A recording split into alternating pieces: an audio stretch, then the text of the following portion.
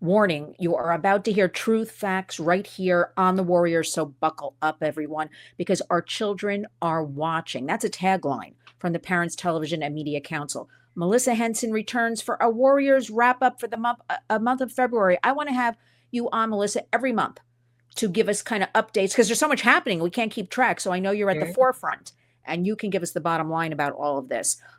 Families need to know what's happening so we can deal with our kids and family members. And Melissa is, I'm going to say, Melissa, you're a very cherished guest. I always enjoy when you come on. You're a noted expert on entertainment industry trends and the impact of entertainment media on children and the American culture at large. As the Parents Television and Media Council Vice President, you're the Vice President of Programs. Yes, Melissa. You direct the organization's educational programs, so important. Research, we're going to talk about that today, and advocacy for a safe media environment for children and families all over America. The Parents Television and Media Council, everybody, parentstv.org. As usual, all of Melissa's information and the council's information will be in the body of the video.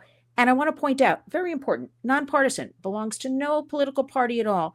Everything is about you and your children. So we also want to point out there's a terrific blog, which I'll have in the body of the video. So much great free resources at parentstv.org. Welcome, Melissa Henson, back to the Warriors. Let us jump right in. How are you? I'm doing great. Thank you for having me on again. No, you're gonna be coming monthly, whether you like it or not.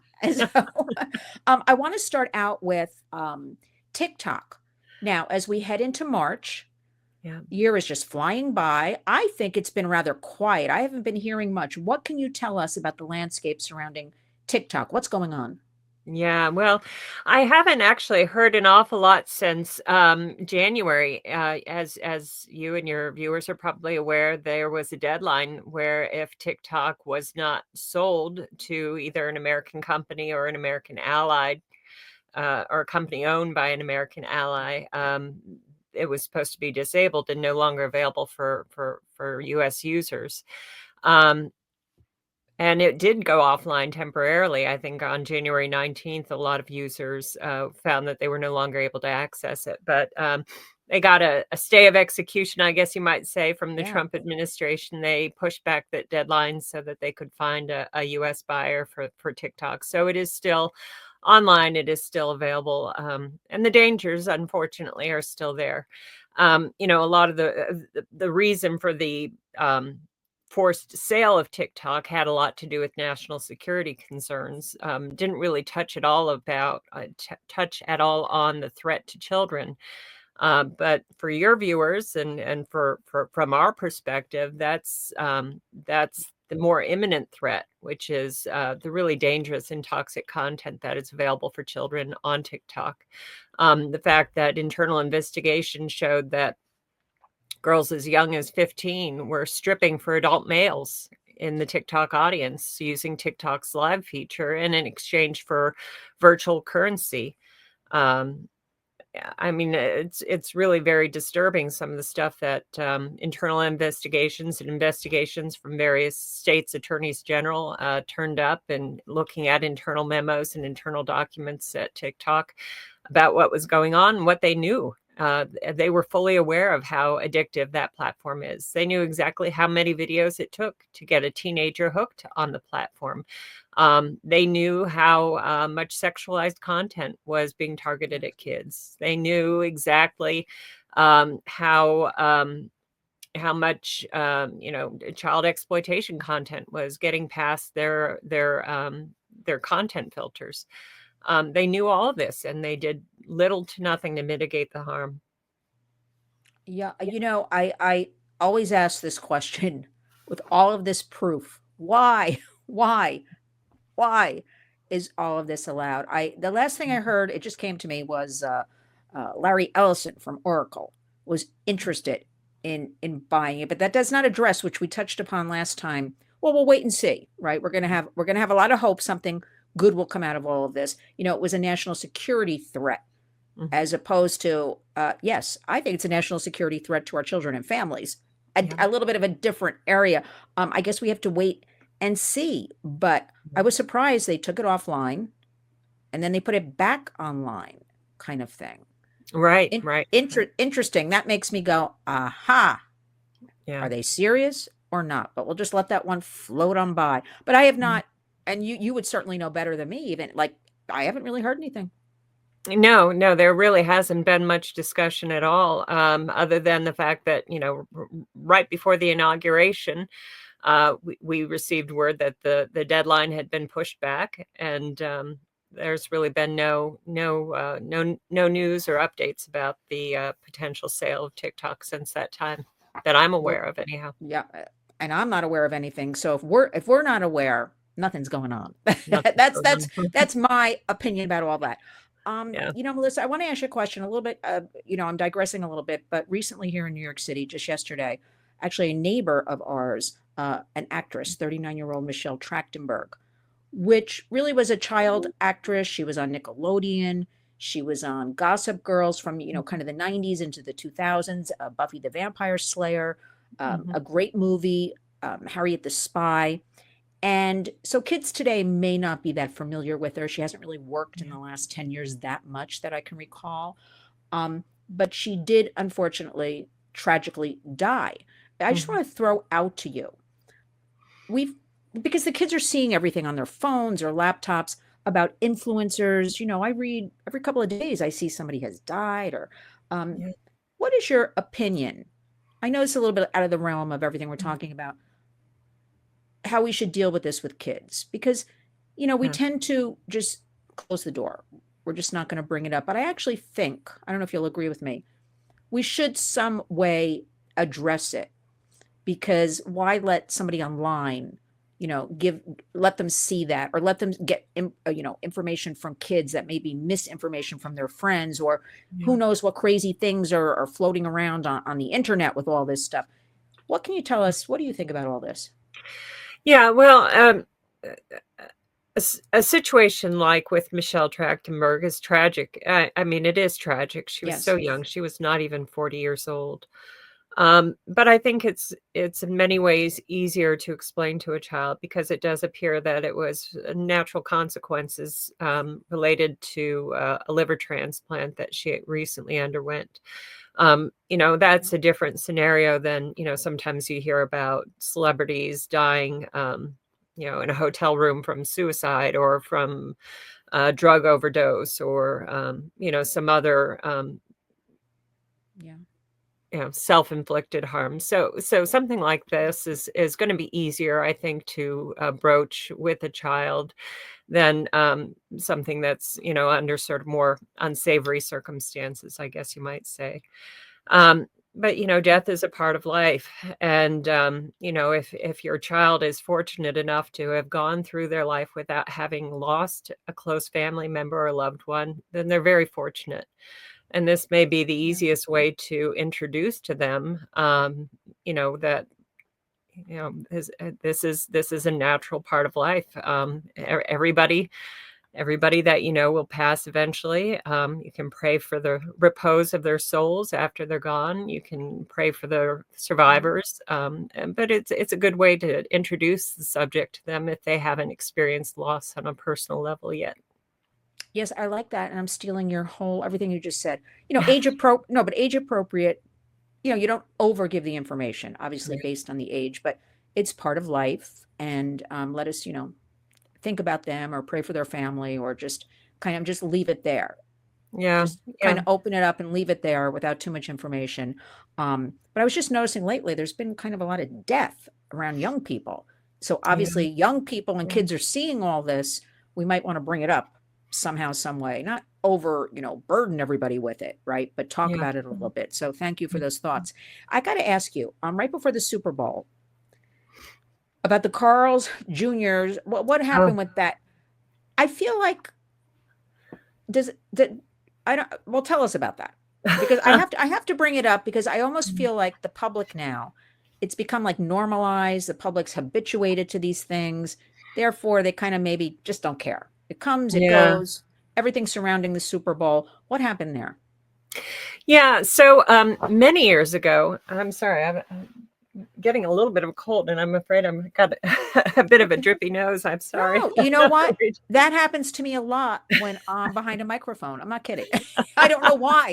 If it's like, I'm telling you, and it's like, especially if I'm doing an interview for somebody else and I'm like, oh, this is rude. I'm blowing my nose. You got to do what you got to do, Melissa. Whatever. Whatever. I apologize for that. Yeah. So Carl's Jr. For many years um, went toward the salacious with their marketing campaigns. Very famously, they used Paris Hilton in a skimpy bikini. I think at one time they used Jessica Simpson, if I'm Kim not mistaken. Kardashian, I remember her. And, Yeah, but it was always using sort of scantily clad women. And then for a time, they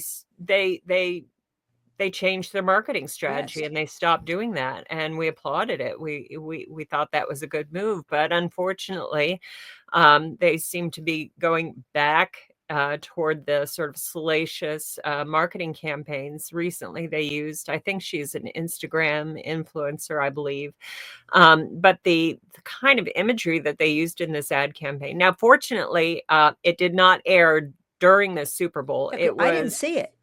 Yeah, it didn't air, and that it was not intended to air during the Super Bowl, but it was released around the same time. And so for folks that are streaming, or folks that are wherever they're watching their programming, they're likely to see it, or were likely to see it right around the time of the Super Bowl. It was released to coincide with, but not during the Super Bowl. But yeah, a lot of the imagery that they used in that ad campaign appears to have been inspired by pornography. And, I don't want to be using the terminology, but, like the guy ends up with some mayonnaise or secret sauce or whatever it is. Yeah, it's all. You can do it, Melissa. Just say it. Yeah, I mean, the term It's like very salacious. The money shot, right? Yeah. And that's what the imagery was meant to invoke. And it is very salacious, and it's sleazy, and it's unnecessary, and I'm not convinced that it's going to help them sell hamburgers. And it's unfortunate that Carl's Jr. has decided to revisit this unfortunate chapter in their marketing history. And you know what? Again, my opinion, I haven't seen a Carl's Jr. in my travels. I don't think in the last like 10 years. I don't even know where they are anymore. And also, I bet you, Melissa, I kid you not, that if they did a commercial that was like family friendly, because we know that's where everything is going and people want, I bet you they'd sell a lot of hamburgers. I'm not kidding. If it was, family reunion time and we got the Carl's Jr., I just thought of that. See, I'm giving them a brilliant marketing strategy here. So that's the part I never get. When businesses are obviously, in a financial slump, most businesses, I don't know their financials. I'm just saying, why not go in the direction of what people are looking at, or be a trailblazer? Right. So that's the part I don't ever understand, why they're grasping at that, whatever that is. Come on now. Yeah, it doesn't make sense. For a while there, you may have noticed McDonald's franchises all across the country. They were getting rid of the bright red and yellow, that signaled this is a family destination. And instead they were turning towards sort of a muted color palette, trying to make it look like a hipster coffee shop or something like that. And their sales started to decline, because kids want to go to McDonald's. It's not generally, sometimes if I'm on the road or something like that, I might stop at a McDonald's drive-through. But in general, it was a destination for families with young kids. And it was the young kids that were driving the demand from McDonald's. It wasn't coming from 30 or 40-year-old adults. And Carl's Jr., I think, they have said in the past that they're after young, hungry guys, which is great. But they're going to sell more burgers if they can sell to a family than if they sell to a single young guy. There you go. That's my thinking. But I think McDonald's, I bought more Happy Meals because the kids just wanted the toys. But that's a long time ago, whatever. Okay. I got to ask you about the Kids Online Safety Act. That's probably in its fourth year, KOSA, as we refer to it. Do you think the ship has sailed? Do you think they'll reintroduce it? There's a lot happening in Washington right now. Yeah, I do think that they will reintroduce it. The obstacle that they have to overcome, of course, is going to be on the House side, which apparently has succumbed to a substantial amount of lobbying from Zuckerberg and Google and other big tech companies and lobbyists. It passed not unanimously, but nearly unanimously in the Senate last year. They reintroduced recently the Take It Down Act. That's Ted Cruz's bill aimed at targeting AI generated revenge porn. That did pass unanimously in the Senate. They recently had a hearing to talk about Section 230 reform. So there does seem to be consensus that something needs to be done to deal with the myriad problems that confront kids online.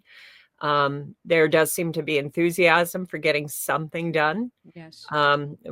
So really, it's going to be incumbent on us to be in contact with our representatives in the House and say, look, you need to ignore the tech lobbyists and do what's right for our kids. Yeah, you just reminded me of that visual I had, the inauguration, seeing, all of the tech people behind Right. the president. And I actually said to myself, oops. Like, when I saw that, I'm like, wow, okay, all right, well, we'll deal with it. But to me, Yeah. especially, I will always go back to that hearing with the Yeah. parents, with Mark Zuckerberg. I can never get this out of my mind, Yeah. where he turned around with that half-hearted apology. Right. But you know what? It points out, we're able to talk about this, Melissa. We're able to Yeah. raise awareness and educate, our warriors out there, the public, so that when we're back in the position, which will happen this year, for instance, Kids Online Safety Act, we can rally up.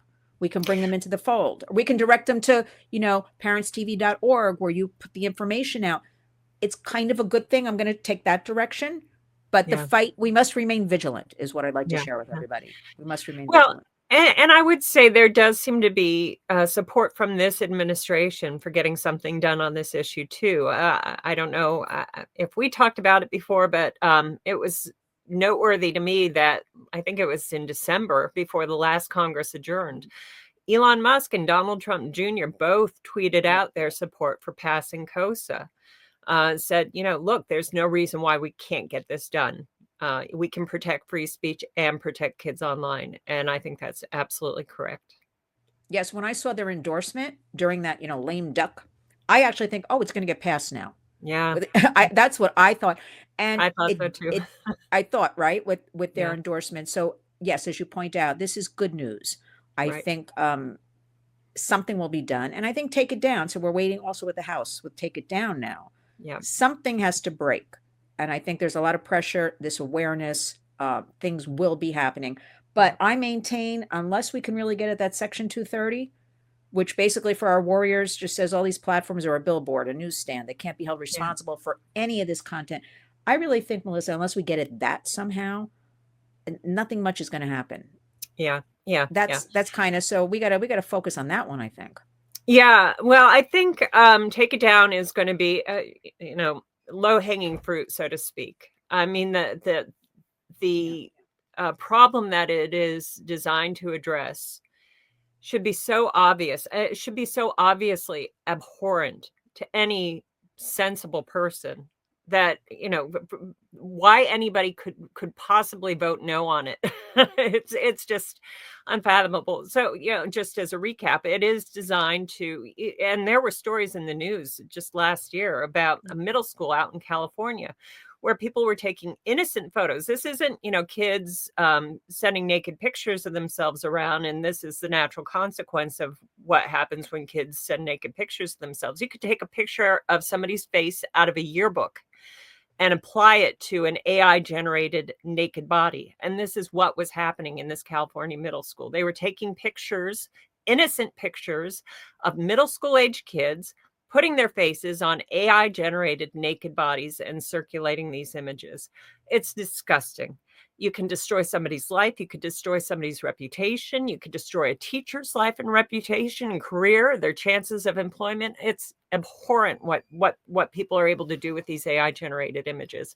So as I say, take it down. That should be the easiest yes vote any representative will ever cast in their life. It's absolutely got to pass. And I think if that one passes, it's going to be the first domino. It's going to be the first one to fall. Yeah. And I think it'll make it much easier to get COSA passed. It'll make it easier to get children's online privacy protection passed. It'll make it easier to get Section 230 reform if we can take it down passed. Yeah, and take it down, just so our warriors know. It basically, the bottom line is, holds the big tech, responsible.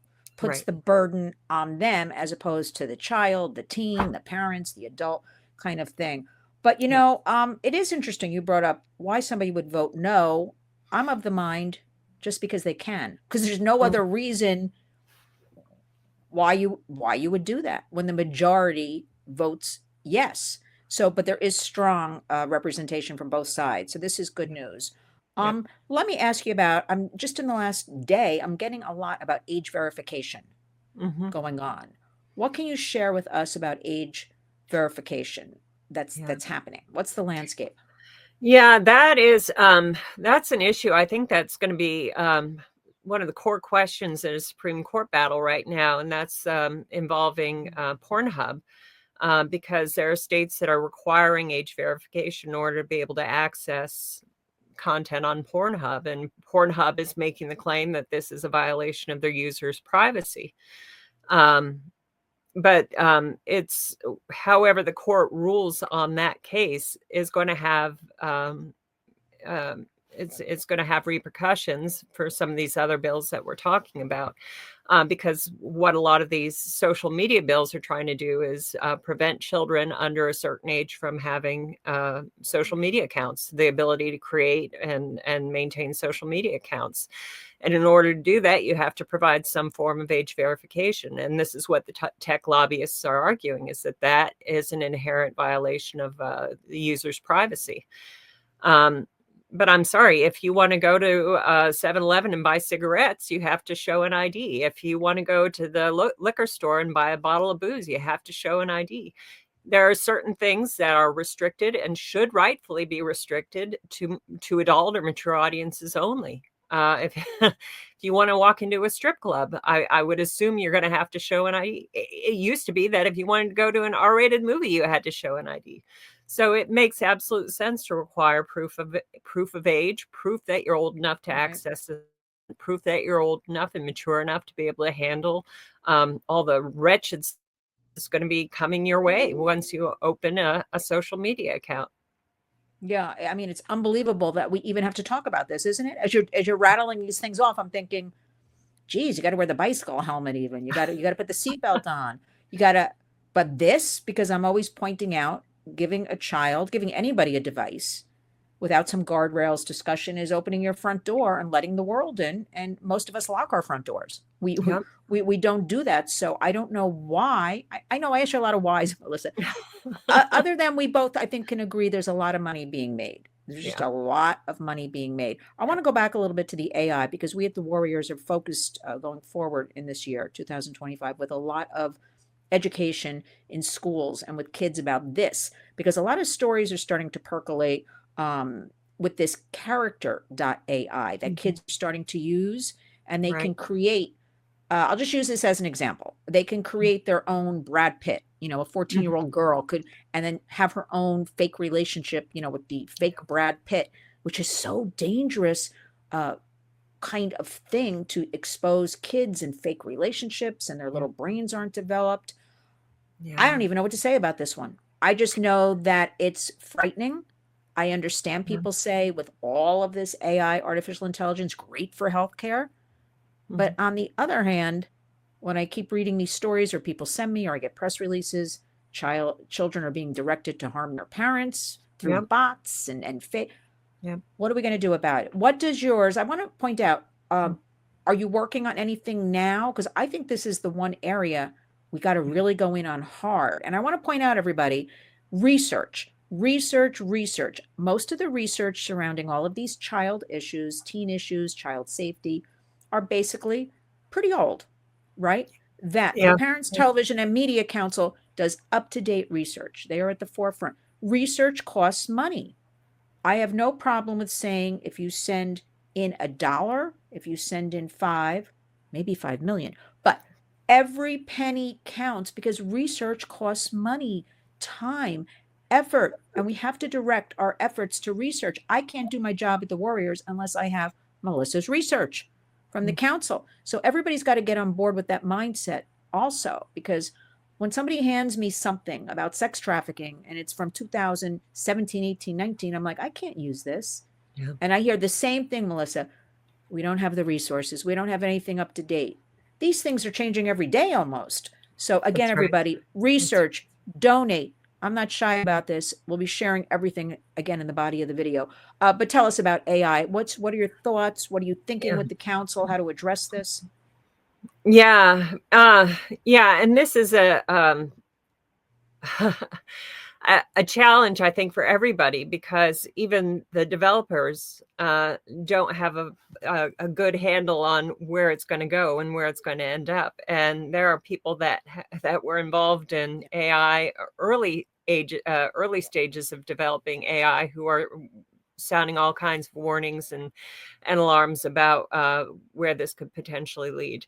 But you're absolutely right that kids are starting to engage with these chatbots. And I have heard from a number of parents that how quickly, even though the child may disclose their age when they set up the account, how quickly these chatbots turn sexual. Kids are starting to get exposed to, and it is especially concerning because if there's a kid who is already experiencing some emotional disturbance or some kind of mental health challenge, and they're getting fed messages by something that looks and acts and behaves like a real person, they seem to relate to or identify with these chatbots. It's going to be very easy for these kids to be influenced by what the chatbots are telling them. And exactly as you pointed out, there were stories about a young boy, I think he was like 13 years old, was using one of these chatbots that encouraged him to kill his family because he was complaining to it that his parents were an obstacle to him spending more time on the computer or something like that. And so the chatbot was encouraging him to just dispense with his families to remove that barrier. It is very troubling. And unfortunately, the software and the technology to protect kids from these kinds of things just cannot keep pace with the development and release of new tools and new technologies. Yeah, and Mark Zuckerberg, on top of everything, just announced, I believe it was 65 billion. It was a couple of weeks ago, he's going to be investing in AI. Yeah. Everybody seems to be, these billions. I hear not millions, everybody. I keep hearing the billions, the billions. Yeah. I'd like to know where the billions are for research, and but that's another program. That's another program. I want to. Here's the good news, Melissa. We're talking about it because the feedback I constantly get. I'm in the middle of New York City. I do work in Jersey, Connecticut. This whole area. Parents will say to me, family members, like, I didn't know that. I constantly get, no, that doesn't happen. So the good news is we are coming together. We are collaborating. We are talking about these issues. And it is so necessary that we don't back off, but that we arm ourselves with the correct information, such as the blog on your website. Give us right now, is there anything that's at the top of your list that, because we like to give homework here on the Warriors, right? That parents should be focused on right now, family members. You want them to really, because I also hear it's too much. So I can't focus on it all. So I close that door. I like to say close the door, pull the blinds down, whatever. But if we're going to give one thing, what do you think people should focus on right now? I would say probably the most pressing issue would be the bills that we talked about earlier. If you can't do anything else, well, 2 or 3 things actually that you can do before you call your congressman. One, if your child does not yet have a smartphone, delay, delay, delay. There's no need for an 8th grader to have a smartphone. And I would argue there's very little justification for putting a smartphone in the hands of even a 14 or 15-year-old. Delay it as long as possible. And if you've already opened that door, if your child already has a smartphone, then it's time to set some boundaries within your own home and your own family about the use. No devices with screens in the bedrooms, for example, or bathrooms. Keep them in public spaces. Phones have to be turned in to mom and dad at the end of the day. Create some rules and boundaries around the use of these devices within your own home. But then after that, call your congressman, call your senator, tell them to get to work on Section 230 reform, tell them to get to work on passing COSA, tell them to pass the Take It Down Act. We really need to get some momentum behind some of these bills to protect kids online. Yeah, I'm glad you pointed that out about keeping phones out of the bedrooms. I mean, we do have a very well documented youth mental health crisis in the United States, right? We need some updates on that. Haven't heard much about that lately, but we know, right? Mm-hmm. And the phones have kind of been taking over the minds of our, children that are vulnerable, right? And who's Right. not vulnerable, right? In this environment, kids, especially and teens, are vulnerable anyway with their hormones and everything going on. I like, delay is the way. We always promote that. Wait until 8th. But I also want to point out there are companies, because again, there's this parental autonomy. So we can't Yeah. tell people what to do. We can suggest and give tools.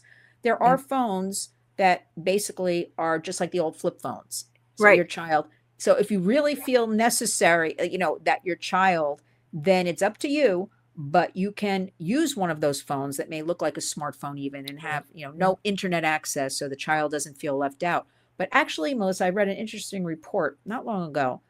Um, it's the parents. Maybe you told me this, but no, I read a report too. The parents are the ones, for instance, we've talked before Yeah. about phones in schools and Right. classrooms, but it was Yeah. the parents demanding like Yeah. the accountability, the connection, as opposed to the kids. Yeah. Um, any updates on that? Because I'm Yeah. hearing a lot of good things about the phones out of the classrooms. Are you hearing anything new since we spoke last time? Yeah, there is substantial momentum on that front. In fact, New York Governor Kathy Hochul just recently talked about a statewide ban. California, the Los Angeles Unified School District recently implemented a citywide ban on public schools. So there is some positive movement. But yeah, we did talk about that parents looking for that digital tether to their children throughout the day. And the best thing that we can do is, try to encourage kids that you can use a flip phone or a bark phone. There are dumb phones that allow you to stay in touch with your kids during the day, and that's probably going to be your best alternative. But yeah, it is a challenge. It is. Okay. Now, Melissa Henson, give us some final words. What Yeah. haven't, did we not cover anything? For now, I'm sure there's 50 more things. Final words for parents, for people listening. Yeah, you can come to our website, parentstv.org, sign up to receive our free email alerts. That's going to give you the latest information, ways to take action, get involved, updates about legislation, ways to contact your representatives. That's probably going to be the best way to stay on top of all these issues. Yeah. And also, you forgot the most important part. There's a donate button there, Yes, everybody, right. to Thank you. donate so this terrific research can happen. And that's what we need. But also share on your platforms, whether you use X or you use Facebook, whatever platform you're on. If you do nothing else, you can take some of the information and just put it there. Because I like to Right. believe in snowballing, That's other right. people, other eyes. So everybody can and must do something. I'm very adamant about that in 2025. Well, you know what, Melissa Henson, you are indeed a warrior. We're going to have all your information again in the body of the video. Thank you for taking the time to share your expertise and your voice. You will be back next month because I think March is going to actually be a busy month. I'm hearing a few things coming out of Washington about the month of March, so we're definitely going to need more updates from you. So please let us speak again soon in a couple of weeks. Sounds great. Thank you. Thanks, Melissa.